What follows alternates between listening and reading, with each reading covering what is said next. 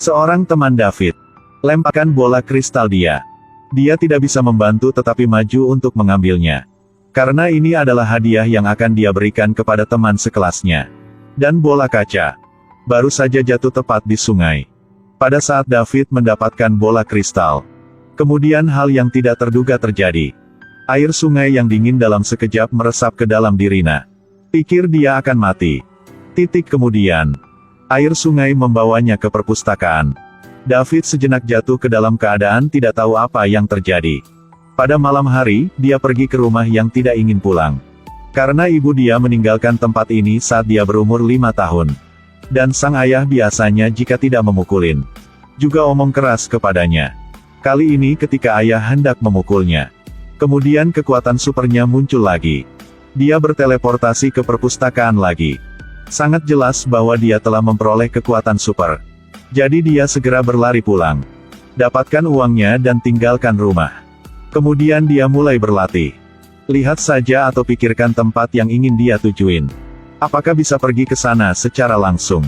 Tapi dia mempraktikkan kekuatan ini bukan untuk bersenang-senang.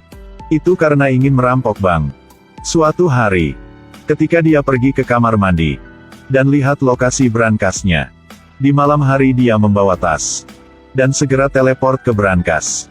Tetapi sepertinya tas terlalu kecil. Jadi dia balik ke rumah untuk ambil spray. Bolak-balik berapa kali. Akhirnya kamarnya penuh dengan uang. Sedangkan banknya, semua anggota staf terkejut. Bahkan pintu kamar tanpa berangkas tidak bisa dibuka. Apakah uang benar-benar memiliki sayap untuk terbang? Dalam sekejap mata, 8 tahun telah berlalu. Dan David telah dewasa juga. Kekuatan supernya juga semakin kuat. Kamarnya penuh dengan foto-foto jalan-jalan keliling dunia. Baru bangun dan pergi ke Maldives untuk surfing. Tiba di Mesir pada siang hari. Makan hamburger. Di malam hari, pergi ke Menara Jam. Lihat kota di malam hari. Jika Anda tidak ada hubungannya, dengarkan gadis-gadis itu. Tapi dia tidak tahu itu. Seseorang yang juga memiliki kemampuan untuk berteleportasi seperti dia. Diburu oleh sebuah organisasi. Nama kaptennya adalah Roland. Dia berpikir bahwa orang dengan kemampuan teleportasi itu menghancurkan tatanan dunia. Jadi dia sangat keras terhadap orang-orang dengan kekuatan super. Jika bertemu satu orang, bunuh satu orang. Pada saat yang sama mereka juga menargetkan David. Suatu hari David baru saja pulang. Kemudian menemukan orang asing di rumahnya. Saya hanya melihat bahwa dia tidak mengatakan sepatah kata pun dan mengeluarkan senjatanya. Maju dan serang David. Dia menghadapi penyergapan hiruk-pikuk. David benar-benar tidak berdaya untuk melawan. Tongkat setrum listrik dengan damage tinggi membuat dia tidak bisa berkonsentrasi. Dan juga mempengaruhi kekuatan dia.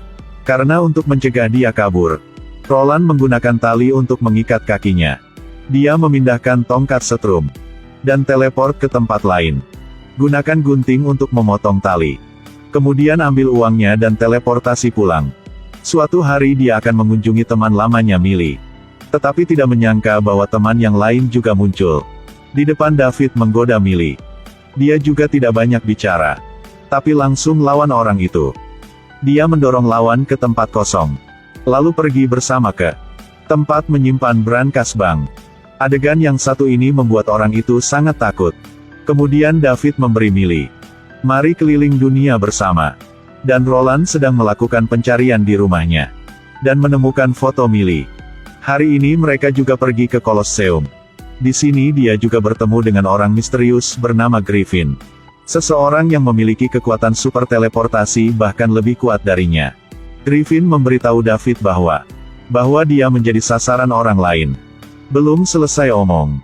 Kemudian dua anggota organisasi pergi ke tempat mereka. David melihat ini dan langsung kabur. Tapi sangat cepat ditangkap oleh musuh. Dan Griffin tidak panik sama sekali. Dan dengan lembut menghindari serangan mereka. Jelas untuk trik mereka. Dia sudah memahami.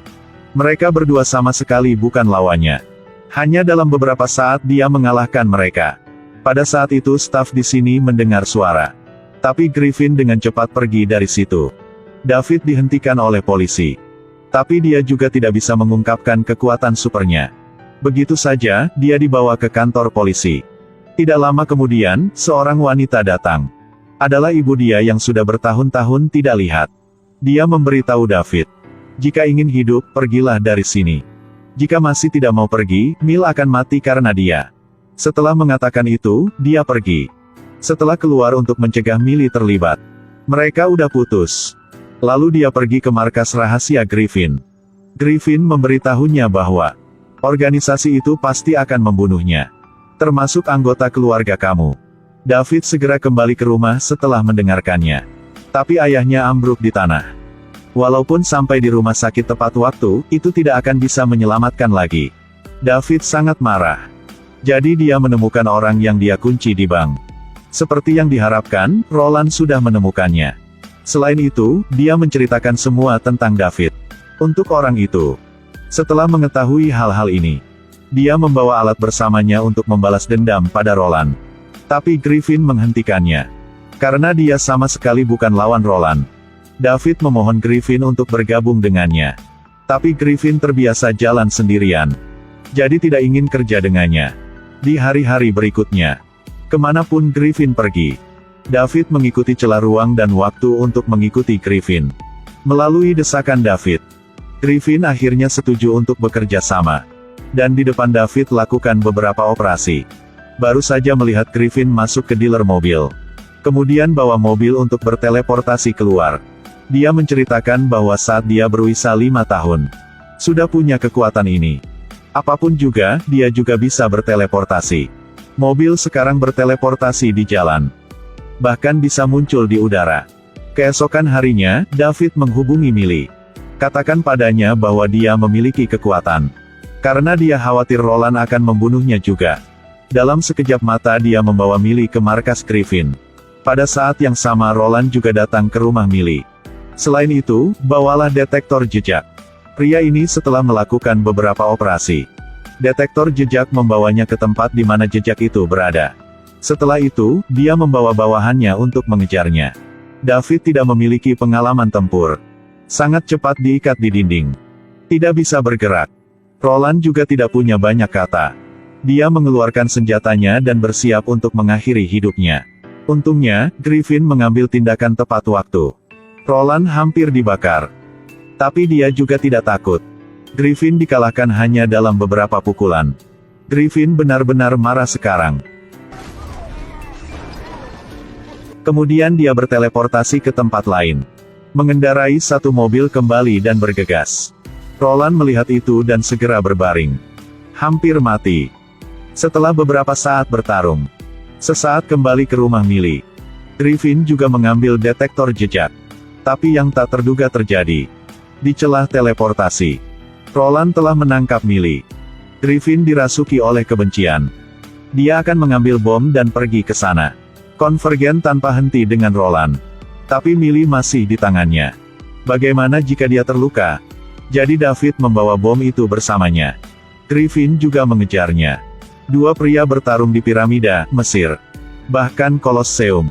Kemudian mereka berdua lewat dari satu tempat ke tempat lain. Dari gurun ke tempat paling tinggi di kota. Kemudian kembali ke jalan raya. Tapi sebentar. Mereka sampai di kolam renang lagi. Dari teleportasi kolam renang ke kutub selatan. Griffin gagal pada akhirnya. Dimanfaatkan oleh arus tegangan tinggi David. Kemudian dikurung di sana. Selanjutnya, dia sendiri. Kembali untuk menyelamatkan Millie. Tapi begitu dia tiba, dia disergap oleh musuh. Belum sempat untuk bereaksi. Udah diikat. Pada saat ini, David tiba-tiba melepaskan langkah terakhir. Rumah mulai bergetar hebat. Dalam sekejap rumah itu hilang. Tapi detik berikutnya rumah itu muncul di laut. Setelah lolos dari kendali tali, dia berteleportasi ke perpustakaan lagi. Tidak heran Roland masih bertekad. Harus membunuhnya. David sekarang tidak punya pilihan lain. Dia berteleportasi dengan Roland ke sebuah gua di gunung. Lalu David berkata, Roland tidak punya pilihan lain. Roland benar-benar menyebalkan kali ini. Dalam keadaan ini, tidak mungkin bisa hidup sampai 3 hari lagi. Endingnya, David menemukan sang ibunya. Dan ibu juga memberitahu bahwa kenapa dia harus pergi sejak David masih kecil. Ternyata ibunya juga anggota organisasi itu. Saat David baru 5 tahun. Dia menemukan kekuatan dari David. Tidak ada pilihan lain, dia harus pergi. Kalau tidak, dia harus membunuhnya secara pribadi. Setelah mengetahui kebenarannya, David melepaskan segalanya. Dan dengan Millie mulai berkeliling dunia. Jika Anda memiliki kekuatan super seperti itu, bagaimana Anda akan menggunakannya? Bagaimana dengan menjadi super kurir? Film berakhir di sini. Terima kasih semuanya telah menonton.